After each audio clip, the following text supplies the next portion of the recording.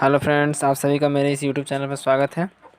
आज जिस प्रश्न पर हम चर्चा करने जा रहे हैं वो बीएस सेमेस्टर 1 हिस्ट्री ऑनर्स के छात्र छात्राओं के लिए है।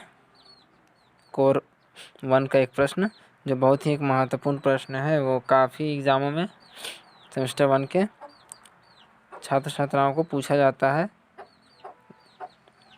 और ये प्रश्न सेमेस्टर 1 के छात्र छात्राओं के लिए बहुत ही इम्पोर्टेंट प्रश्न है। तो चलिए देखते हैं वो कौन सा प्रश्न है। बिंबिसार से चंद्रगुप्त मौर्य तक मगध साम्राज्य के उत्थान का विवरण दीजिए। या तो ये प्रश्न आपको इस तरह से पूछ सकता है और नहीं तो इसे कभी कभी क्या होता है कि क्वेश्चन को घुमा के प्रश्न को घुमा कर भी पूछता है। महापदानंद के काल तक मगध के उत्कर्ष का इतिहास लिखिए। ये दो तरीके से भी क्वेश्चन पूछ सकता है। या तो इस बिंबिसार से चंद्रगुप्त मौर्य तक मगध साम्राज्य के उत्थान का विवरण दीजिए या महापद्मनानंद के काल तक मगध के उत्कर्ष का इतिहास लिखें। ठीक है, तो हमें कंफ्यूज नहीं होना है कि प्रश्न अगर घुमा के अगर ऐसे भी पूछ दे तो ठीक है। इसलिए मैं आप लोगों को एक प्रश्न का दो तरीके से पूछने का तरीके से मैं आप लोगों को बताता हूँ ताकि आप लोगों को परीक्षाओं में कन्फ्यूज़न ना हो। तो चलिए देखते हैं। पहले इस प्रश्न को आपको अगर आता है इस प्रश्न का एग्ज़ाम में तो आपको उत्तर कैसे लिखना। उत्तर लिखने से पहले सबसे पहले किसी भी प्रश्न का उत्तर लिखने से पहले आप एक परिचय का पॉइंट बना दीजिए। परिचय, ठीक है, आप एक परिचय दे दीजिए। तो चलिए पहला पॉइंट जो आ जाएगा इसमें परिचय। 6ठी सदी ईसा पूर्व अर्थात महावीर और बुद्ध के युग में अब समाज कबीलों से हटकर जनपद राज्यों में परिवर्तन हो गया। खेती के नए औजारों और उपकरणों की सहायता से अब किसान अधिक अन्न उपजाने लगे थे। लोहे के औजारों का निर्माण होने लगा था। किसानों को अपने ज़मीन से लगाव हो गया था। फलस्वरूप राजतंत्रात्मक एवं प्रजातंत्रात्मक राज्यों का उदय हुआ। मतलब कहा जा रहा है कि 6ठी सदी ईसा पूर्व अर्थात महावीर और बौद्ध धर्म का जहाँ प्रचार हुआ था बुद्ध के युग में अब समाज कबीलों से हटकर, मतलब पहले कबीलों में समाज चलता था, विखंडित था, अब कबीलों से हटकर जनपद में परिवर्तन हो गया था। जनपद राज्यों के जनपद जनपद में परिवर्तन हो गया था। और खेती के जो नए नए औजार और उपकरणों की सहायता से अब किसान अधिक अन्न उगाना शुरू कर रहे थे। ठीक है, उस समय 16 महाजनपद थे। जो समाज में उस समय 16 महाजनपद थे राज्यों में। महाजनपद कौन कौन से थे आप ध्यानपूर्वक सुनिएगा, मैं बताता हूँ। ठीक है, अंग, कुरु, पंचाल, मत्स्य, सूरसेन, गंधार, कंबोज, चेदी, अस्मक, बज्जी, बल्ल, काशी, कोसल, वत्स, अवंती और जो आखिरी था वो मगध था। इन सभी में सबसे शक्तिशाली महाजनपद मगध था। ठीक है, ये जो 16 महाजनपद थे उन सारे जनपदों में सबसे शक्तिशाली और जो शक्तिशाली महाजनपद था वो मगध था। ठीक है, अब अगला पॉइंट जो आपका हो जाएगा क्वेश्चन, मतलब कि प्रश्न के अनुसार आपका मगध का उत्कर्ष। मगध का उत्कर्ष कैसे हुआ ये पॉइंट हो जाएगा आपका। फिर इसमें आप डिटेल लिखिएगा कि मगध का उत्कर्ष कैसे हुआ। ठीक है, सभी राज्यों में मगध वर्तमान में पटना या गया का इतिहास अति ही रोचक है। यही एक राज्य था जिसके राजनीतिक प्रभुत्व का लगातार विकास होता चला गया। मगध के इस उत्कर्ष के पीछे इसकी भौगोलिक स्थिति थी। इसकी पहली राजधानी राजगिरी चारों ओर से पहाड़ियों से घिरी हुई थी, जिसके फलस्वरूप इस पर आसानी से दुश्मनों का आक्रमण नहीं हो सकता था। इसकी दूसरी राजधानी पाटलिपुत्र गंगा और सोन नदियों के संगम पर बसी हुई थी तथा इसके इर्द गिर्द अन्य नदियाँ भी थीं, अतः जिससे बाहरी आक्रमण का खतरा नहीं रहता था। मगध में खनिज संपदा पदार्थों की प्रचुर मात्रा फैली हुई थी। काफ़ी मात्रा में लोहा मिलता था जिससे हथियार काफ़ी मात्रा में बनाए जा सकते थे। यहाँ की भूमि उपजाऊ थी तथा प्रचुर मात्रा में अन्न यहाँ उपजाया जाता था। काफ़ी मात्रा में यहाँ उद्योग धंधे भी विकसित हो गए थे। यहाँ जल और थल मार्ग से व्यापार होता था। व्यापार से शुल्क कर इत्यादि की प्राप्ति होती थी। मगध साम्राज्य की सैनिक संगठन काफ़ी शक्तिशाली होती थी।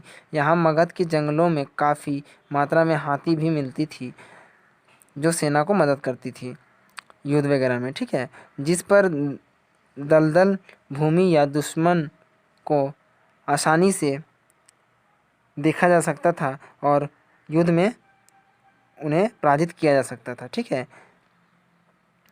किलों या दुर्गों को ध्वस्त करने में भी हाथी काफ़ी उपयोगी थे। इन्हीं सभी कारणों से मगध साम्राज्य का विकास संभव हो सका। देखिए, जो मगध साम्राज्य के बारे में यहाँ बताया जा रहा है, वो मगध साम्राज्य की दो दो राजधानियाँ थी। पहली जो राजधानी बनाई गई थी वो राजगिरी थी और दूसरी पाटलिपुत्र राजधानी थी। ये गंगा और सोन नदी के संगम पर बसी हुई थी तथा इसके इर्द गिर्द अन्य नदियाँ भी थी, जिसके कारण आक्रमण का जो संदेशा होता था वो कम होता था, क्योंकि आसान नहीं होता था नदियों को पार कर कर किसी किला पर आक्रमण करना। ठीक है, मगध में दूसरा जो था, मगध में खनिज संपदा भी प्रचुर मात्रा में थी। काफ़ी मात्रा में लोहा वहाँ मिलता था, हथियार बनाने के लिए जो काम आ जाते थे। और वहाँ जो भूमि थी वो उपजाऊ थी। किसान लोग आसानी से वहाँ खेती वगैरह करते थे और प्रचुर मात्रा में उद्योग धंधे भी वहाँ पर ही विकसित हुए थे। ठीक है, और हाथियों की संख्या, जो पहाड़ चारों ओर पहाड़ से घिरा हुआ भी था, जिसकी वजह से वो जंगली क्षेत्र था, तो उसमें हाथियों की भी मात्रा बहुत ज़्यादा थी, जो मगध साम्राज्य को सेना के लिए बहुत ही सहायता करती थी। ठीक है, हाथियों के माध्यम से वे युद्ध में बड़े बड़े जो दुर्ग होते थे, किले होते थे, उसे तोड़ने में हाथियाँ काफ़ी मदद करती थी। ठीक है, अब अगला जो पॉइंट हो जाएगा आपका बिंबिसार। भट्टिय नामक एक सामंत ने पुलिक के पुत्र का वध कराकर अपने पुत्र बिंबिसार को मगध के सिंहासन पर बैठा दिया। इस समय बिंबिसार की आयु मात्र 15 वर्ष की थी। जिस राजवंश की स्थापना बिंबिसार ने की उसे हर्यक राजवंश भी कहते हैं, क्योंकि बिंबिसार हर्यक वंश का राजवंश था। देखिए, बिंबिसार के बारे में यहाँ सबसे पहला और महत्वपूर्ण चीज़ आपको जानकारी मिलेगी कि वह हर्यक वंश का था, इसलिए उसके द्वारा जो राजवंश की स्थापना की गई उसे हर्यक राजवंश भी कहा जाता है। ठीक है, बिंबिसार एक कुशल राजनीतिज्ञ और कूटनीतिज्ञ था। उसने अपनी शक्ति सुदृढ़ बनाने के लिए वैवाहिक संबंधों की नीति अपनाई। उसने 4 विवाह की थी। इस संबंधों से बिंबिसार ने काफ़ी लाभ उठाया था। कौशल की राजकुमारी से विवाह के साथ काशी का प्रांत उसको दहेज में मिला। वैशाली से संबंध के करके उसने अपने राज्य की उत्तरी सीमा को सुरक्षित बनाया, परंतु उसके लंबे शासन काल में अधीर होकर उसके महत्वाकांक्षी पुत्र अजातशत्रु ने उसकी हत्या कर दी। देखिए, जो बिंबिसार था वो कूटनीतिज्ञ था और राजनीतिज्ञ दोनों था। ठीक है, उसने व्यवहारिक संबंधों की नीति अपनाई। व्यवहारिक संबंधों की नीति से कहने का मतलब है कि उसने ऐसे ऐसे जगह पे अपने विवाह के संबंध बनाए जहाँ से उसे लगता था कि वहाँ विवाह संबंध बनाने से हमारा साम्राज्य मजबूत होगा। वो साम्राज्य को मजबूत करने और विकास करने के लिए सिर्फ विवाह का संबंध स्थापित करता था। ठीक है, और उसके जो महत्वाकांक्षी पुत्र जो थे अजातशत्रु, उन्होंने ही उसका हत्या कर दिया था। ठीक है, तो यहाँ एक पॉइंट आपका आ जाता है कि बिंबिसार की हत्या किसने की थी। तो बिंबिसार की हत्या उसके महत्वाकांक्षी पुत्र अजातशत्रु ने की थी। बिंबिसार का पुत्र उसकी हत्या कर अजातशत्रु राजगद्दी पर बैठ गया था। जो अजातशत्रु था वो बिंबिसार का हत्या कर राजगद्दी पर बैठ गया था। अजातशत्रु का पुत्र उदयभद्र ने भी अपने पिता की हत्या कर राजगद्दी को प्राप्त की। देखिए, बिंबिसार का हत्या करके उसके महत्वाकांक्षी पुत्र अजातशत्रु ने राजगद्दी हासिल की। फिर राजगद्दी हासिल करने के लिए अजातशत्रु के पुत्र ने ही, उदयभद्र ने, उससे मारकर राजगद्दी को खुद प्राप्त कर लिया। ठीक है, तो ये सिलसिला चलता रहा। फिर उसके बाद नागवंश की स्थापना शिशुनाग ने की। फिर उसके 10 पुत्रों ने की।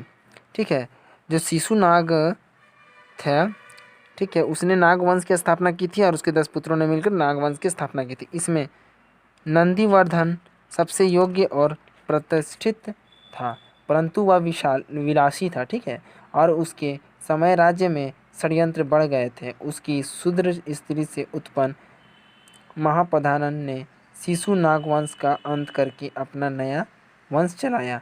महापधानन के पास विशाल सेना थी और वह एक योग्य सैनिक था।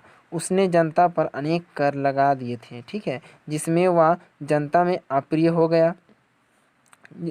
जो महापधानन था वो जनता पे अनेक प्रकार के कर लगा दिया था, जिसके कारण वो जनता के लिए अप्रिय हो गया था। उसके पुत्र में घनानंद ही प्रसिद्ध हुआ। उसे अपने पिता से एक विशाल साम्राज्य, धन तथा सुदृढ़ शासन व्यवस्था प्राप्त हुई थी, परंतु वह विलासी व घमंडी बन गया था। चाणक्य और चंद्रगुप्त ने मिलकर इस वंश का अंत किया। इस प्रकार मगध का राज्य मौर्यों के अधिकार में आ गया। अंत में जो था मगध राज्य वो मौर्यों के हाथ में आ गया था। क्यों आ गया था मौर्यों के हाथ में? क्योंकि वो धीरे धीरे जो राजवंश था वो आपका मगध का वो कमज़ोर होता जा रहा था। जैसे कि जैसे आपसी तालमेल नहीं बन पा रहा था। ये पिता का हत्या कर पुत्र राजगद्दी को हासिल कर लेता था। राजा राजा विलासी होने लगे थे। जनता में कर अनियमित तो कर दिया गया था। दिन प्रतिदिन जनता परेशान हो रही थी। कर का कोई हिसाब किताब नहीं था। जितना चाहा उतना लगा दिया जा रहा था। तो असंतोष, जनता का असंतोष जाहिर हो रहा था। इसके कारण विरोध भी हो रहे थे। ठीक है, तो उन्हीं सभी का फ़ायदा उठाकर चाणक्य और चंद्रगुप्त ने मिलकर इस वंश का अंत कर दिया था और मगध साम्राज्य को मौर्य वंश में शामिल कर लिया था। ठीक है, तो इतना अगर आप लिखते हैं इस प्रश्न का उत्तर तो काफ़ी अच्छा होगा आप लोगों के लिए, जैसा मैंने बताया। ठीक है, और पॉइंट बाय पॉइंट लिखिएगा तो एग्ज़ाम में आप अच्छे मार्क्स उठा सकते हैं। तो जिन लोगों ने अभी तक मेरे इस YouTube चैनल को सब्सक्राइब नहीं किया है तो वो जल्द से जल्द पास ही में लाल बटन है उसे प्रेस कर ले और बेल आइकन को भी प्रेस कर ले, ताकि हमारा हर वीडियो आप तक सबसे पहले पहुंचे। आज के लिए इतना ही, फिर मिलते हैं अगले वीडियो में। तब तक के लिए जय हिंद।